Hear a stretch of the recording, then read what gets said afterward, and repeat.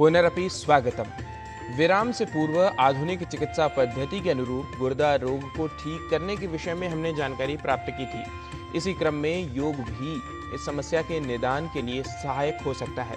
आइए योग प्रभाग में देखते हैं गुर्दों को स्वस्थ रखने के लिए उपयोगी कुछ योगासनों को। आज जानते हैं कुछ आसनास क्रोनिक किडनी डिजीज मैनेज करने के लिए। पहला, मंडूकासन। आप नीलिंग पोस्चर में आ जाइए। फिर यहाँ से आपका नीस एक साथ में, टोज टच करना है आपको और आपके हील्स को दूर करके उसके बीच में बैठ जाना है, वज्रासन में बैठ। फिर यहाँ से आपके हाथों की मुट्ठी बनानी है और एक साथ कुछ इस तरह से रखना है आपके नाभि के पास। ओके। फिर सांस लेते हुए जोर से सांस लेंगे, फिर सांस छोड़ते हुए एक्सहेल करते हुए आगे फोल्ड फॉरवर्ड करेंगे।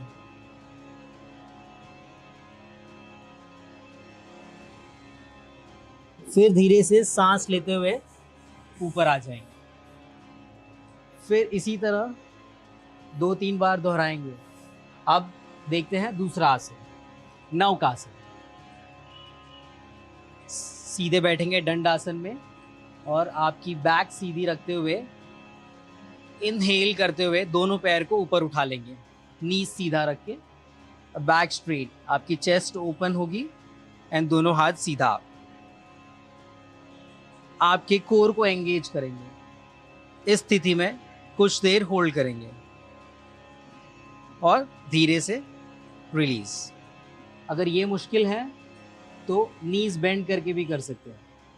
अगेन धीरे से पैर ऊपर लेंगे, बैक स्ट्रेट रखते हुए यहाँ नीज बेंड कर लेंगे। यहाँ भी आपके कोर को एंगेज रखना है और हाथों को इस तरह से सीधा। इस स्थिति में कुछ देर होल्ड करेंगे एंड फिर रिलीज कर देंगे। आइए अब कुछ और टिप्स जानते हैं योग गुरु हंसा माँ से। नमस्कार। किडनी डिजीज में बहुत ध्यान देना पड़ेगा कि हम पानी सफिशिएंट पिए, जिससे यूरिक एसिड धुल के बाहर जाए, शरीर में ना जमा रहे। बहुत ज़रूरी है कि हम कोशिश करें कि चलते फिरते रहें, क्योंकि किडनीज में दबाव तब आता है जब आप लंबे समय बैठे रहते हो, वो भी आरामी स्थिति में बैठे रहते हो। सीधा बैठना और एक्टिव रहना बहुत ज़रूरी है। विटामिन सी हाई हो, ऐसा फ्रूट्स और ऐसा खाना खाना ज़्यादा अच्छा रहेगा किडनी डिजीज़ के लिए।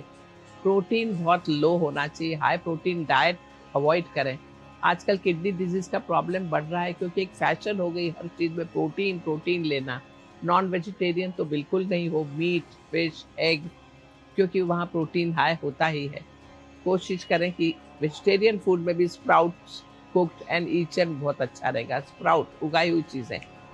तो ये छोटी छोटी बातें हैं, मगर ध्यान देना ज़रूरी है। गर्म पानी की थैली कमर पर रखना ज़रूरी है और एक्टिव रहें, सर्कुलेशन बढ़ाएं तो फ़ायदा हो जाएगा। नमस्कार।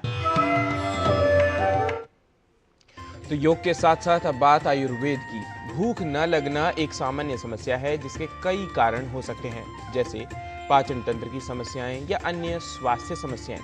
भूख न लगने की समस्या को दूर करने के लिए आयुर्वेद में कई प्राकृतिक उपचार बताए गए हैं। आइए जान लेते हैं इन उपचारों को। कहते हैं कि सारे रोगों का मूल जड़ पेट की बीमारी है। यदि जिसका पेट ठीक, उसका आरोग्य ठीक। मंद अग्नि, यदि आपको भूख न लगे, भूख एक ऐसी भगवान की दी हुई विधा है, चाहे वो कार्य में हो, काम में हो या शरीर के विषय में, भूख होना बहुत जरूरी है। जिनको भूख नहीं होती वो कोई काम भी नहीं करते, जिनको भूख नहीं होती आगे बढ़ने की। वैसे ही शरीर में भूख नहीं होगी तो भोजन नहीं पचेगा। ऐसी स्थिति में क्या करें? यदि लोगों की भूख कम हो जाए तो आचार्य कहते हैं, नागरजम धान्यक नागरजम क्वाथम पाचन दीपन उत्तमः।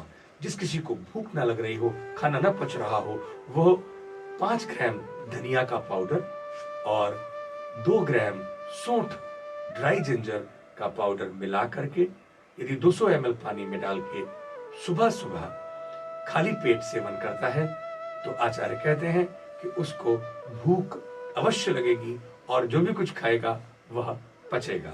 और यदि बहुत रुचिकर आहार होने के कारण आप अधिक भोजन कर जाते हैं तो भोजनोपरांत भी आप धनिया और सौंठ की ये चाय अवश्य पिएं। आप देखेंगे कि आपका आरोग्य अद्भुत होगा, क्योंकि आपने जो भी कुछ भोजन किया है वह पच करके शरीर को शक्ति देगा। नमस्ते।